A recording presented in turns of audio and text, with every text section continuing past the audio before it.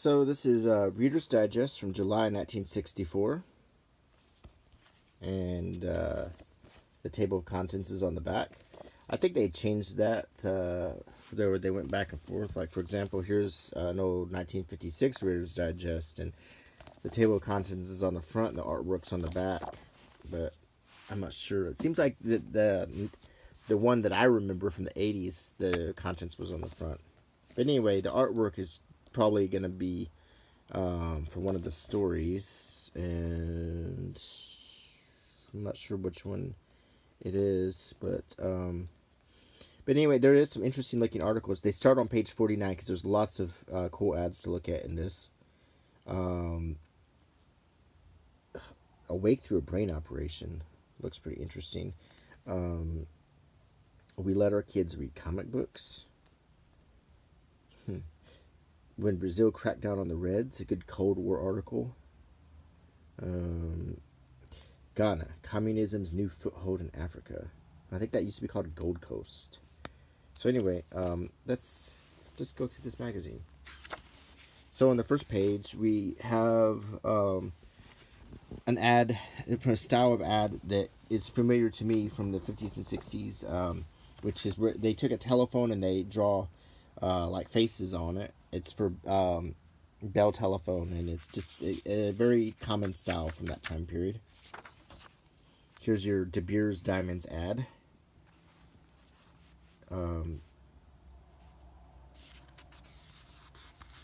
So just to context-wise, this is July, so we're probably going to see a lot of like travel and beach ads, where as opposed to like a December or November issue that's going to have a lot of Santa Claus ads and so forth. Here's and diet stuff ads too, because it's summertime. Here's an ad for Metrocal, and their new flavor Dutch chocolate, and they got the nice cold mug of Metrocal, so it's kind of like Slim Fast. Here's an ad for Excedrin. Excedrin acetaminophen with caffeine, 50% stronger than aspirin, and it will take care of a headache generally. Here's an ad for 7-Up. Get real action, 7-Up your thirst away, and this is an action-oriented summertime ad for 7-Up, and it's interesting. The painting, this is a very interesting ad. Here's an ad for Cadillac. It's got a little key to show you which Cadillacs are there. For example, that's the Coupe de Ville. That's the DeVille convertible. So that's the probably the premier model in the ad here. And here is an ad for Champion spark plugs showing some more cool cars from 1964. And if you watch my channel, you'll know that like I grew up seeing cars like this all over the road. It wasn't any more unusual than nowadays seeing a car from 2004 on the road, but it is cool to see them now. Distinctive things like the 4 headlights and the way the grills looked. This was just something I saw all the time, but now it looks very cool. An ad for Coppertone with that famous dog pulling down the shorts. It is summertime. Here's New York Life with the catcher's mitt. Wilson made in USA catcher's mitt. The awful night Effingham faced up to its water problem, and I'm guessing there was a fire and they didn't have enough water to put it out. Here's an ad for Crest. Note the calfskin gloves the lady's wearing as she returns home from the dentist. This is the 60s, very Jackie Kennedy kind of, isn't it? Something about catfish, super snooper of the deep. Flameless water heating. Here's a business reply card for a free quart of Sinclair motor oil. And then there's the ad about Sinclair. I like the little dinosaur in the ad. I always thought that was cool. Fossil fuel, you know. Interesting ad for bran and prune flakes. Wow. Now that itself, I mean, the drawing is really cool. The blending of the photos and the drawing. You got 10-cent coupon you can clip out. You see the old General Foods logo. Two naturals joining forces. Yes, I will say that if you're buying a box of this, you are tackling a problem, because this is not cereal for, the pleasure of eating breakfast. This is cereal with a purpose right here. And put yourself in this picture. This is worship together this week. Advertising Council Public Service. I guess it's about going to church. The crazy Latvian carpenter. Solar cane stops sunburn pain. And you can see her tan lines here, and she's hurting. I wonder. I don't know if they had the afterburn gel like we can get nowadays. That's what I usually use. Big old pump of that stuff. It's like green or blue. It's all loaded with aloe vera. It's really good. Here's an ad for a blood pressure pharmaceutical company. It's a little gingerbread men with little gumdrop hearts. It's kind of clever. Sleeplessness, shadowy road of hidden pain. Here's an ad for Bufferin. Here's the it pays to increase your word power section. My grandfather used to always read this. So it's like a little test. It's like a little multiple choice test. You look at the word and you try to find the definition, and then when you turn the page, the answers are on the back. And like I mentioned in my last review, a lot of these words are still are actually more in use now, because I wonder either A, we're more educated, or B, because people did these puzzles, these words entered the lexicon, because some of these are quite common words now. Mentor, mutation, mellifluous, patina, you hear that a lot on reality shows. Pragmatic, you hear a lot. Gratuitous, you hear a lot. Compendium, acuity. Yeah, these words are very common now. It's interesting. There's the answers. Here's Crowd Pleasers, America's #1 diet right cola. So it's summertime. They're pushing the diet products. They're pushing the sunburn products. There weren't a lot of diet options available. Here's something about the channel tunnel. Fair warning, my cats are in front of me, and I hear the girl hissing at the boy cat because they're getting playful and they're getting impatient with me doing this video. They want me to hold a string for them or something. That hopefully they will settle down and not disrupt the video. But sometimes I really do think they set out to sabotage them. So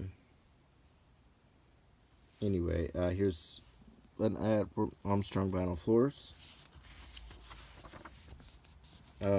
Kodak Instamatic cameras. First camera I ever had was a Polaroid, so by the time I could afford a good Kodak camera, the disposable cameras had pretty much taken over the market, and then by the time I got the hang of those, then cell phones came out. Here's a ad about how to do CPR, and it's from Metropolitan Life Company. This is a little thing from Sears where they define all of these terms that you see when you shop, and kind of warn you that they're used to throw off consumers. Interesting. They don't put this around Christmas time. So, the Kelvinator refrigerator. Here's the joke section. Laughter is the best medicine. So, two memories. My grandfather sitting on his chair reading a Reader's Digest, and he would always have a jar of some Planters product, whether it was cashews or mixed nuts, and he would. The interesting thing is a jar of peanuts I can go through really fast. My grandfather, those things would last him like several weeks. He was very, he just ate a little bit of time. He was very good about that. I tend to just never stop eating when I get a jar of peanuts. So self control, moderation. Um, Now it's Pepsi for those who think young. See, I remember that jingle, and I didn't realize it was that old. But I would on the radio, especially you hear, "It's Pepsi for those who think young." They must have used that for a long time because this is 1964, and I hadn't even been born yet. So now we get to the stories, and you know you're at the stories because the paper changes. Now we get to this paper. This is the time for moral courage.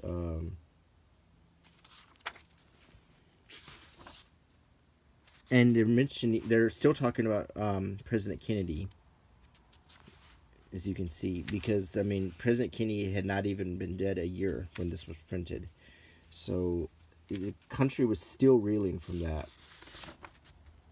Here's the interesting article: "Awake through a brain operation: the gripping story of a patient's faith in the surgeon's skill." In the fall of 1953, Annette and Selma of Salt Lake City, Utah, traveled to a well-known neurological institute to seek help from Dr. Jones, not his real name, a renowned brain surgeon. For 30 years, ever since the age of 4, Annette had suffered epileptic seizures with devastating frequency. Anti-convulsant drugs and a brain operation performed by a Salt Lake City surgeon had banished the severe seizures, but she still suffered smaller convulsions, sometimes as many as 65 an hour. Oh my gosh. Dr. Jones studied her case history, made exhaustive neurological tests, took brain x-rays and electroencephalograms, then gave his decision. "We believe an operation will help you," he said, "but I do not promise a complete cure, and you realize the risk. You may be paralyzed." For Annette, the possibility was worth the risk. Here is her account of the operation as she experienced it. So that's it. I might have to kick back and read this one.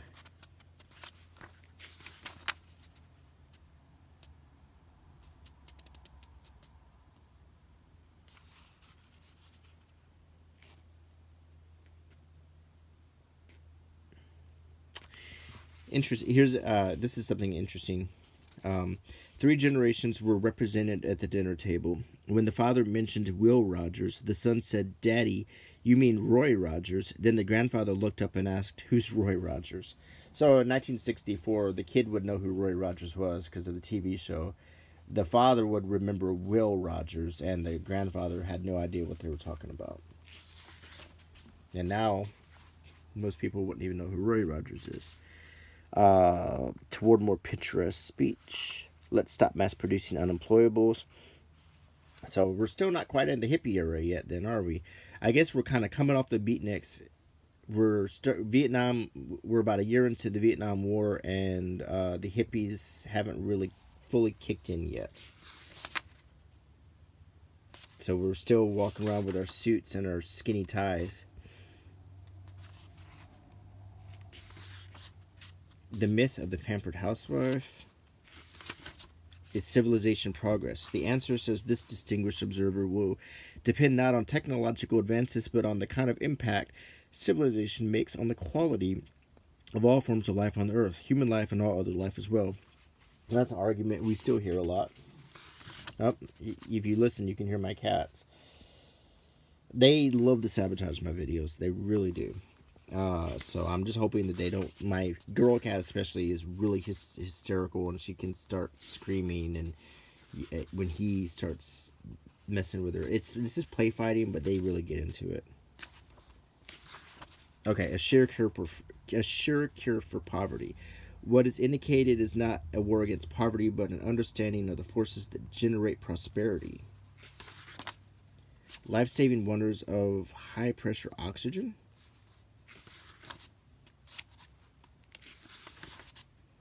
And here's a preview. Coming in August, Reader's Digest. Leisure, our tremendous new challenge.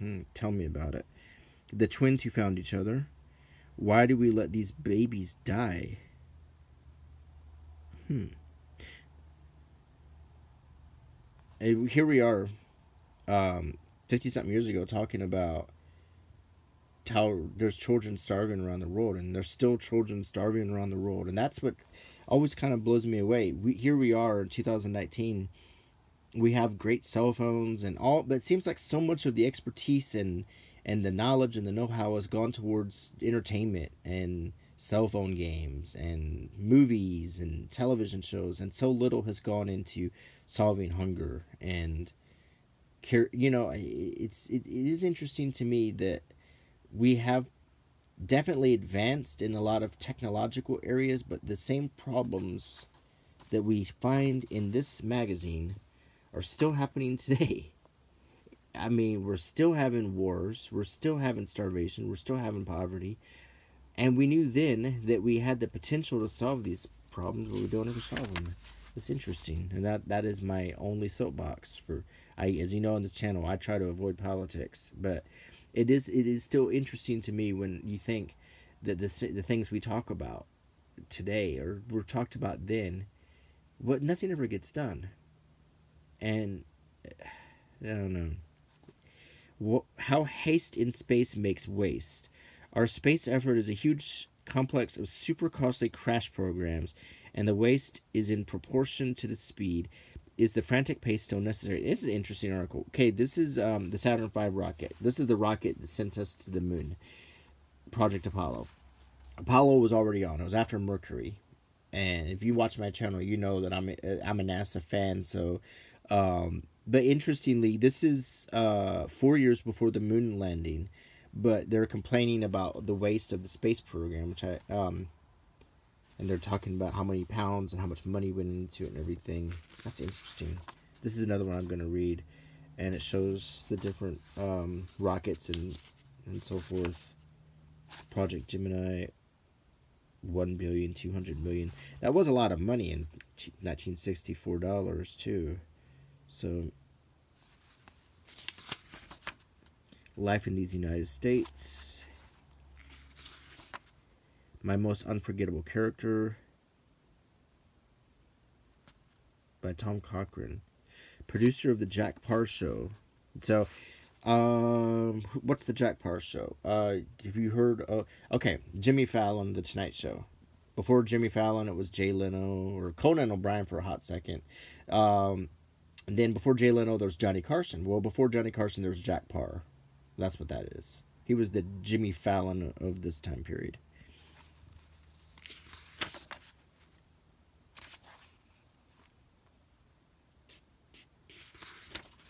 Who wrote Shakespeare? Could a country-born actor in one brief life have written that impressive literature? For generations, scholars have debated the question.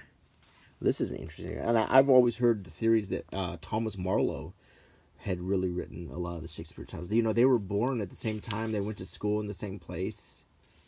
So,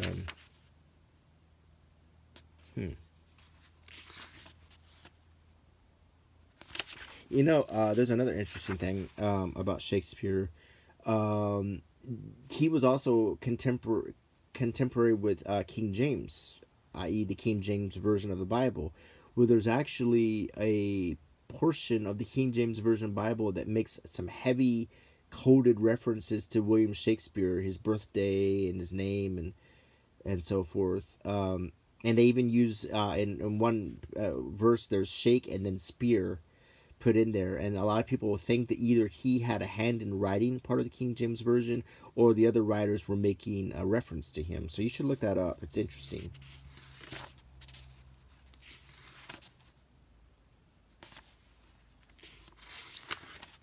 Absence makes the heart grow.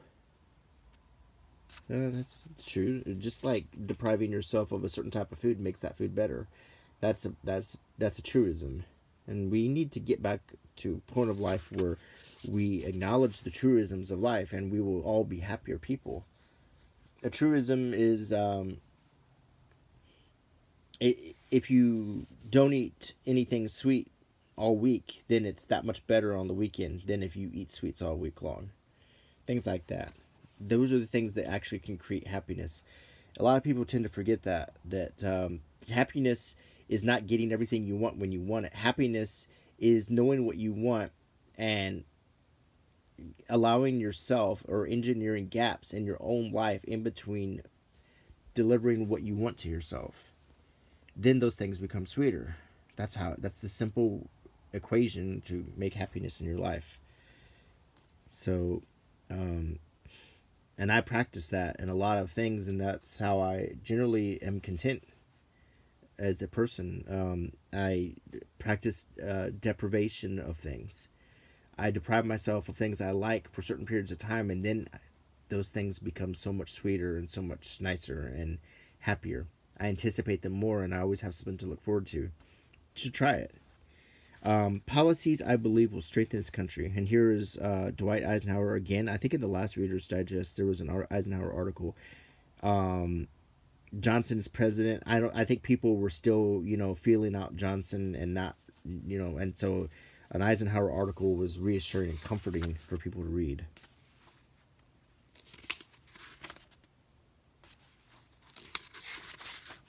These are quotable quotes.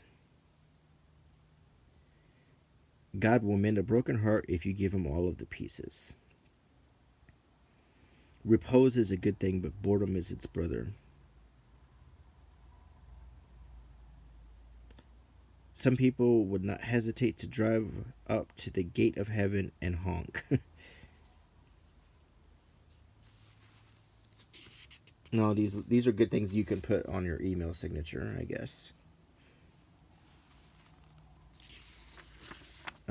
Yogi of the Yankees, Yogi Berra. I've always wondered, was Yogi Bear named after Yogi Berra? I don't know. Hmm. Here's a time capsule. I like these. This year, business customers of the Turner Industrial Bank of Durango, Colorado, received calendars dated 1908 bearing the picture of a Gibson girl type called Sweet Genevieve.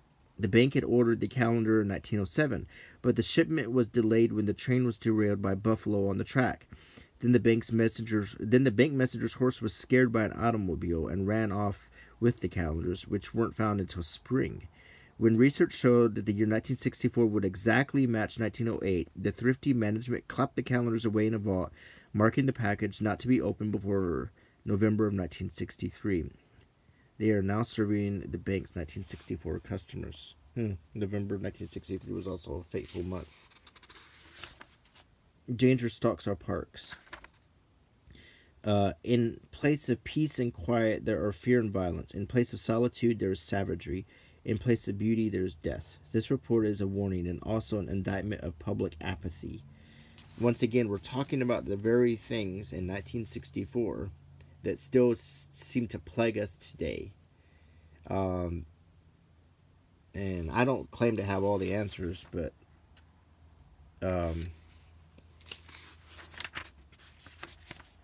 I think that we've known about these problems, and I think that we all know what some of the solutions really are. The question is, are we willing to do it?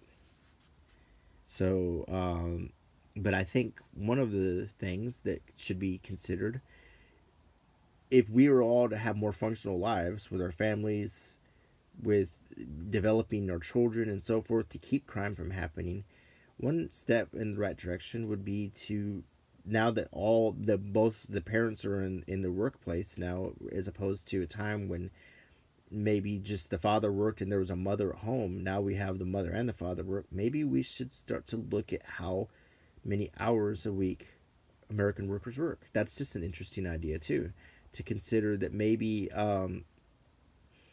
instead of working people 14 hours a day, maybe seeing how much could get done in 5 hours. I don't know. These are just ideas. And then have people have more effective time with their families, more effective time to think. I don't know. These are just ideas that no one would listen to, though. So, but I'm full of ideas. Congressmen and their conflicting interests. Congress urgently needs a detailed code of ethics to cover all the ambiguous situations in which conscience is at present the members' only guide. Think about that for a minute.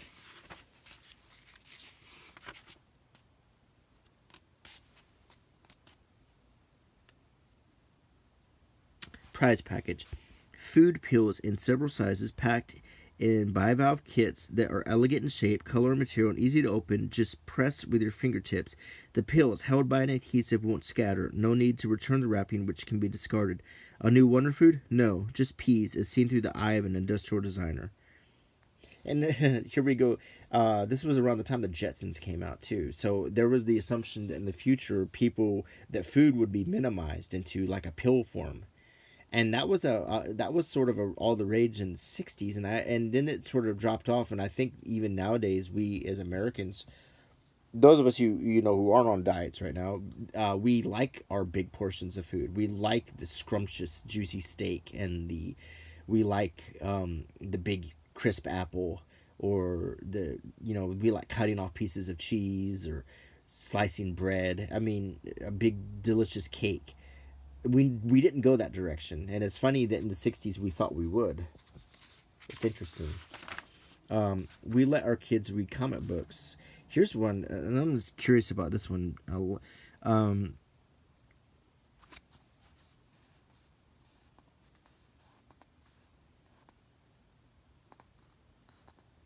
Listen to this. Okay. The other day, I tried to extract from my 7-year-old's child's grip a large box of crackers he had been lugging around all morning. He clutched the box to his bosom, lowered his voice, and said furtively, "I have to keep it. I'm guarding it from bearded strangers." That, of course, is nonsense talk, and it comes from the comic books he reads.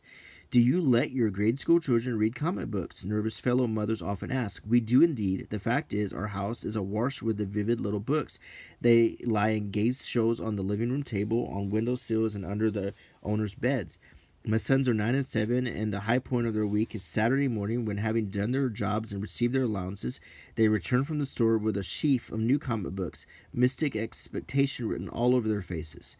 They settle with the booty in a room apart, upside down on the playroom couch or on the floor between their beds. Then we become aware of long silences punctuated by explosions of laughter. Of course I let the boys read comic books. For one thing, how could I stop them? The little books are in the era of their times, like spaceships. When my oldest child came home from his first day of school with his first comic about an elderly duck named Uncle Scrooge, he was in the group of something larger than both of us, the bizarre and exhilarating atmosphere of Duckville, USA. Here is a landscape and a cast of characters that almost all American children share. To bar my children from it would have been an impertinence to their native culture. I contend that the little books offer something of value, of considerable value even. Before arguing this further, I had better define my terms, for comic books differ even to the most untutored eye. And before I go on, you're asking yourself, what in the world? Why is this an issue? Well, the reason is, in the days before cell phones, in the days before computers and video games and television that had more than 4 channels, and VCRs and PlayStations and everything that we have now, comic books were seen as there was a moral panic about comic books. Comic books were seen as something that was dumbing down and turning our children and making them apathetic, making them nonsensical, making... Now you think of this now and you're like, I can't believe they would even think that. They're reading, You're glad your kids are reading. But at the time in 1964, if your kids weren't reading one of the old classics, there was something wrong. If they weren't doing chores, if they weren't playing baseball, you were worried about them. And the idea of your kid reading a comic book was driving some parents crazy. So this article was written as a way to hash out these anxieties, and it seems almost unbelievable when you consider all of the things that kids do nowadays that from my generation. I'm a Gen Xer, and when I grew up, we didn't have cell phones. We didn't. We had Nintendo Entertainment Systems with very, very rudimentary games. I remember when Pong came out. I mean, I remember when there were no video game platforms, and I remember when there was a telephone in the house that you used to call people, and it didn't have a camera or games or apps on it. And there was a television that had Walter Cronkite on it, and we didn't get into VCR until the '80s. So, and we didn't have cable until the '80s. So what was on TV was, Smokey and the Bandit was on. That was your evening. And comic books, and now at least when I was growing up, a comic book was viewed as pretty innocent at that point. I think they had accepted the fact that they weren't making us all into murderers. But it's just funny when you read an article like this. So that's actually the one thing I was really looking forward to in this Reader's Digest, was seeing what this article was about. So, and they're talking about Uncle Scrooge. Now look at you look at some of my videos where I show you comic books and look at the pictures and imagine how they would have coped with that in 1964. The highly sexualized and violent pictures. It is a different world. Absolutely. Good jobs for high school graduates. Policeman, bank teller, cashier, purchasing agent, electronic data processing personnel. Look at these salaries. $100. That was probably a week. Yeah. $100 a week. Salesperson. Do they have my... I'm an accountant, and I wonder if my career is on here. I don't see it. Old Man Against the Sea. The story of a 70-year-old man, 2 cats, and a raft. Together they traverse 7,450 miles of the Pacific. A 130-day voyage of daring and self-discovery. That looks interesting, too. And there's a little map that shows where they went.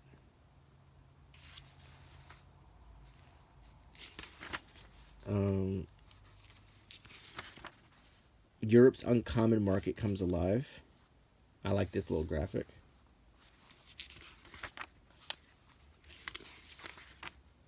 Biggest 4th of July salute. TV dinners. Here we go. That's what I'm talking about. That's a memory right there. Turkey and dressing.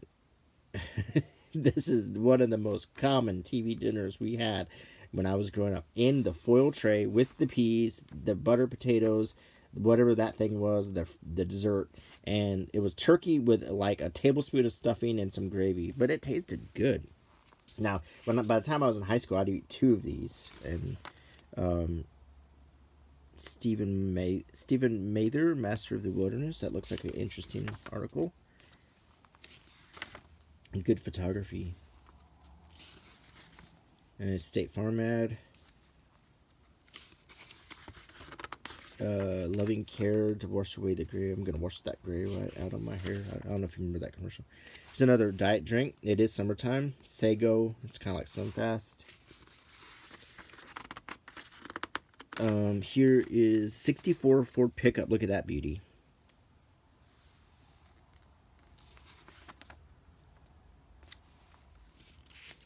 Teach yourself a language. Here's the best way to learn a language. Say you want to learn Spanish or something, and go on YouTube, type in movies in Espanol, find ones that have captions, or vice versa. Find English movies with Spanish captions. Watch the movies. Get up every morning at about 6 in the morning. Turn on one of the movies and follow along as they're speaking the language. Try to imitate what they're saying and read the captions. That's the good way to learn. For free. A Rubbermaid ad. No Dose.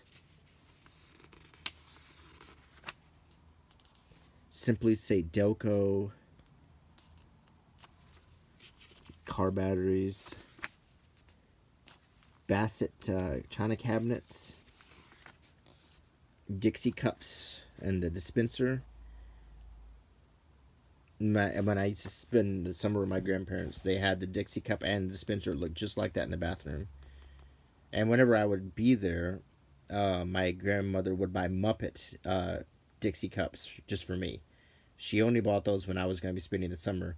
And as a child, what I would do is whenever I used the cups, I would collect them to get all the different Muppets. So I had a Gonzo one and a Kermit one, and I would keep them because I was a stupid kid. Carrier Air Conditioning Company. Pittsburgh Paints, very colorful ad. The boy with the eagle laugh. Scott towels are built to take to the water.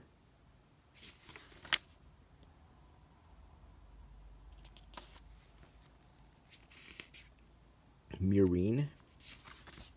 Kellogg's of Battle Creek.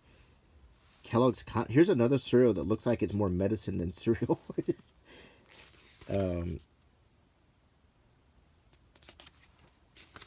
Ooh, the Rambler. 64 Rambler.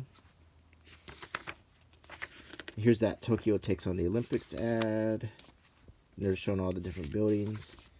Here's an ad for A&P and Page mayonnaise. So A&P stands for N Page. And Page Foods. I didn't know that. Deserta. It's Diet Jello. Jello was a big thing in the 50s and 60s.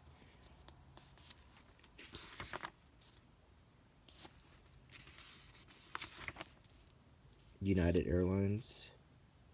Kid gets a hot dog on his flight. Tenderleaf powdered tea. Do they still make that?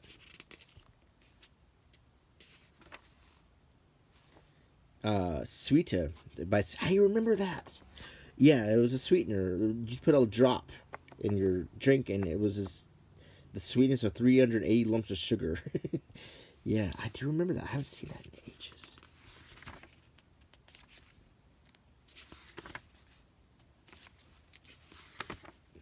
Goodyear tires. Here's another free Lifebuoy coupon. That's soap.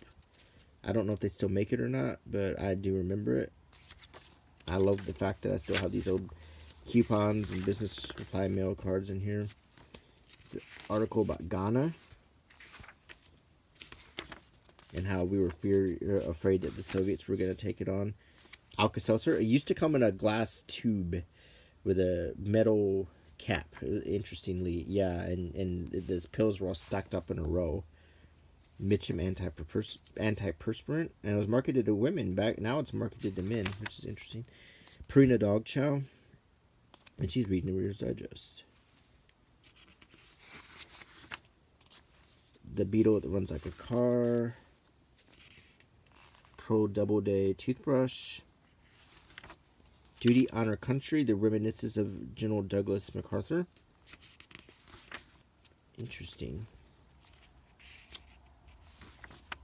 There's a movie where Gregory Peck played him, and I'll tell you what, he looked just like him. The Reader's Digest Great World Atlas. I believe I own that book. I might have even shown it in one of my videos. But here's the card to get yours. And, it's even got stuff about the solar system in it. Yeah, it's really cool. And I think we're still on the article about MacArthur. And that might be what this... that looks like Civil War era.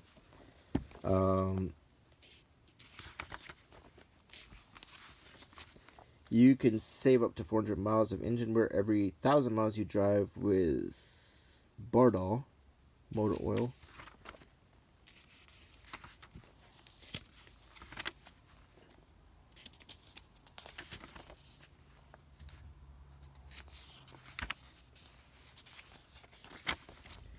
Feather test proves the remarkable neatness of new Band Cream.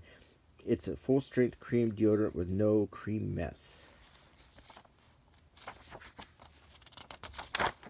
And we finally get to the old Columbia House or RCA Victor Record Club. And let's look at the record options. This was one of those record clubs I think I've talked about in my other videos where you get like several for 98 cents, and then they're going to start sending them to you every month. And these were old vinyl records back then. This is before tapes. Kate Smith. Classic. The Pink Panther was a very popular album. We had that one when I was a kid by Harry Belafonte, Calypso.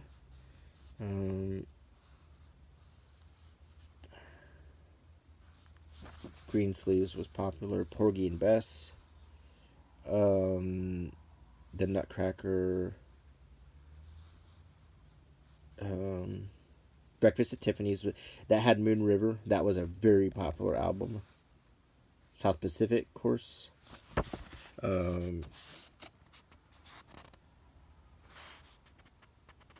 Eddie Arnold. And look, somebody tore off the coupon. Someone took advantage of this offer back then. So whoever owned this Reader's Digest, they ordered some records. Mario Lanza, Perry Como, Music of the Islands. Wow. I guess this about wraps up this video. And I sure hope you enjoyed hanging out with me looking through this old Reader's Digest. So, I will keep making videos if you keep watching them. And I enjoy all the comments. And thumbs up helps. Comments help. And if you want to share this video or anything you can do, it helps me out too. If anything, whenever I see that people watch the videos, it makes me want to keep doing them. So anyway, please rate, comment, and subscribe. And I'll see you next time. Bye.